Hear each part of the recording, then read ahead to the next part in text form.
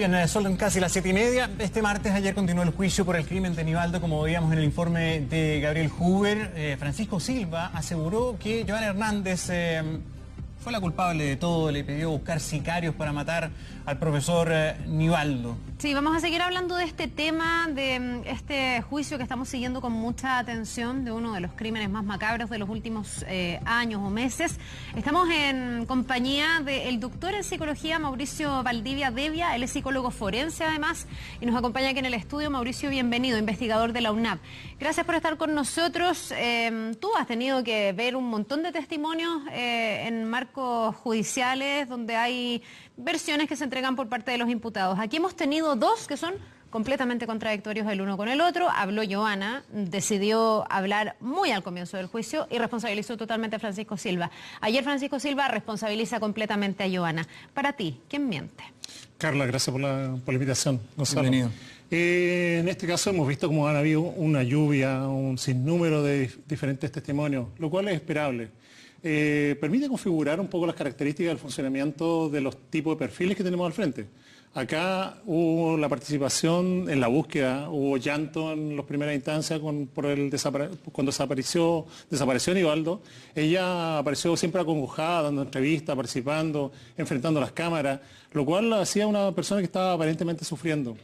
Hasta que aparece parte del cuerpo de Nivaldo y ella lo reconoce y ahí se comienza a transformar la historia. Bueno, eso dice Francisco Silva ayer. Ella en la primera etapa trató de perder, ¿verdad?, a la familia, a la prensa, a la televisión, a las policías, con este relato dramático de que su pareja había desaparecido. En parte la responsabiliza de haber urdido, ¿verdad?, todo esto intelectualmente. En psicología del testimonio hablamos del mentiroso y de la mentira. El mentiroso es muy difícil saber cuándo dice la verdad y muy difícil saber cuándo está mintiendo.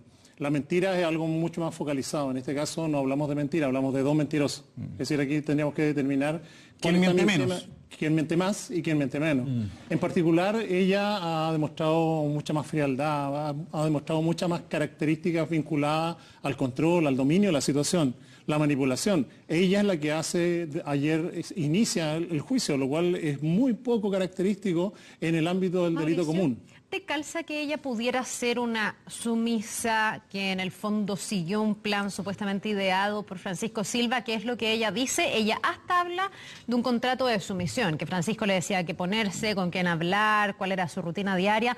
Te lo pregunto porque tú hablas de una persona que es controladora, que es capaz de manipular. ¿Una persona controladora capaz de manipular puede ser sumisa de otra persona? Sí, se habla en psicopatía. No podemos decir que ella es psicópata porque hay que esperar que aparezcan los informes periciales. Pero se dice que el psicópata nos gana a los no psicópatas justamente porque tiene la capacidad de controlar las emociones.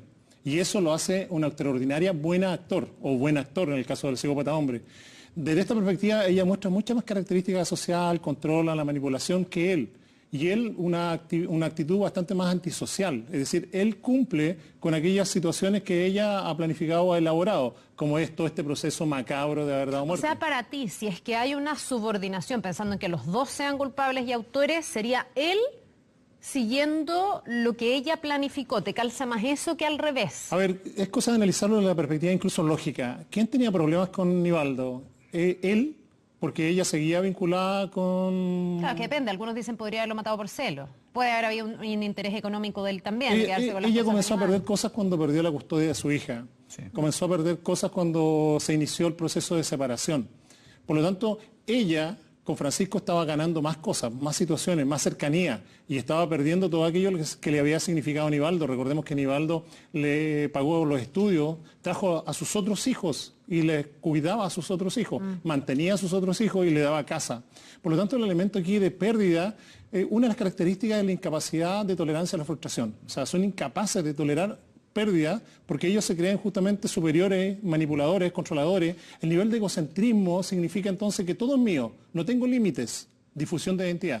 Sí, aunque es un prejuicio, porque tenemos que esperar que termine la investigación y todo el proceso, ella técnicamente es la que más tiene que perder por la connotación del carácter del delito por la cual se le está investigando e imputando, que es el parricidio. Él siempre va a tener una pena menor, ¿no? Desde esta perspectiva hay en teoría de juego, se habla de un juego de prisionero. Hay dos posibilidades en el caso de los prisioneros. El dilema del prisionero, que es cooperar y obtener los beneficios más importantes. Cooperar habría significado haberse quedado callado. Es muy extraño que en un delito tan grave los imputados renuncien al derecho a guardar silencio. Ahí ya tenemos un elemento central. Por otra parte, recordemos que la primera estrategia fue hacerse pasar por locos. En el caso de Francisco, sobre todo, ayer él lo dice. Reconoció que mintió. Ambos, de hecho, Francisco fue caracterizado como imputable y además simulador. O sea, de hecho, desde la perspectiva clínica es un mentiroso, Tenemos que esperar qué es lo que dicen los informes periciales que se le hicieron a ella. Desde esa perspectiva se hicieron 3. A principio de año se había pedido un tercero, de tal forma de continuar con la estrategia de considerarla inimputable. Pero es algo que ya aparentemente siguiendo lo que preguntaba Gonzalo, ella arriesga 40 años de presidio porque estaba casada con Nivaldo y se configura entonces el delito de parricidio. Él arriesga 20 años, pero tú nos decías antes de comenzar esta entrevista que te parece que la estrategia que ellos han adoptado de hablar y de empezar a narrar y entregar tantos detalles les podría jugar en contra porque estarían buscando el atenuante de colaborar con la justicia y por lo tanto tener menos penas, pero tú ves que esto les puede salir al revés. Digamos. Sí, aparentemente la estrategia incluso hay ciertas luces en el testimonio que dio o la apertura que hizo el abogado defensor, dado que su estrategia no fue ir en contra de la contraparte, sino que ella fue la que asumió justamente la crítica directa en contra de quien fue su pareja hasta hace un tiempo atrás. Desde esa perspectiva, ellos están contando muchos detalles y esos detalles les va a hacer caer en su propia trampa. Desde esta perspectiva, el mentiroso, la mentira, no tiene memoria. Y eso significa que esos gran cantidad de detalles que han entregado, pensemos que Francisco ha dicho que él no sabía, él sacó dinero con la tarjeta y ahí hay un agravante. Con la tarjeta de Nivaldo. Un uso fraudulento de una tarjeta de crédito es un agravante. Es uno de los delitos que es uno de los delitos. Pero era la chaqueta de Nivaldo. Pero ahí está el elemento central. Es decir, él va a argumentó que él no sabía que eran las tarjetas de Nivaldo, lo cual es muy poco probable. Pero además a eso hay que sumarle que él usó la chaqueta y se cubrió la cara, simulando que era Nivaldo, de tal forma de que se pensara que él estaba vivo y se había ido a otra parte. Mauricio, si tuvieras en tus manos esta investigación, ¿cuál sería tu hipótesis o un par de hipótesis respecto de quién motivó la alevosía y el horror en cómo se mató al profesor? Porque lo conversábamos antes con Carla. Una cosa es matarlo, que ya es nefasto, pero otra cosa es cómo terminó el asunto. No estamos frente a un delito común, no estamos frente a un delito emocional, un delito pasional, en el cual, claro, la pareja da muerte a su pareja, se da cuenta de lo que hizo y muchas veces son las propias parejas, o bien se suicidan, o ellos mismos llaman a la policía. En este caso hay toda una elaboración. Eso, desde la perspectiva del perfil, lo mínimo que tendríamos al frente sería un trastorno de personalidad antisocial, lo mínimo. Y desde ahí una suma de elementos que tienen que ver con una personalidad bastante limítrofe. Ella se caracterizó, tiene una historia de trastorno depresivo y de bastante inadecuación del punto de vista emocional. Ellos tenían conflicto. Fue ella que en algún momento fue denunciada por Nivaldo por agredirlo. Y esos fueron los elementos que fueron aumentando. Y fueron elementos que se tomaron en cuenta también para que la hija quedara al cuidado de él y no de ella. De Nivaldo, justamente. Claro. Entonces, las características acá son bastante complejas. Se trata de dos personalidades muy complejas, pero insisto, esas dos personalidades complejas no van a aumentar o no van a disminuir la pena. ¿Qué va a aumentar o disminuir la pena? En este momento se descubre que ambos están mintiendo. Si ambos están mintiendo, posiblemente se va a lograr lo que la Fiscalía está pidiendo, 20 y 40 años. Ellos tienen irreprochable conducta anterior, es decir, no tienen condenas. ¿Qué significa irreprochable conducta anterior? Simplemente no tener condenas previas.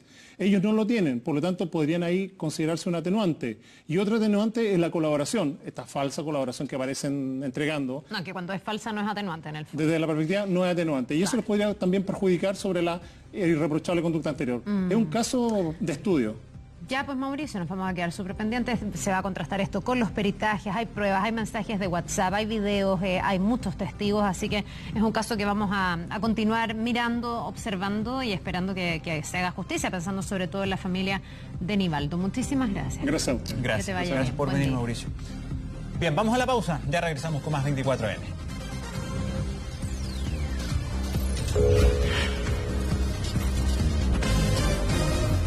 ¿Que cómo conocí a Elvis? Me lo encargó un amigo en el campo.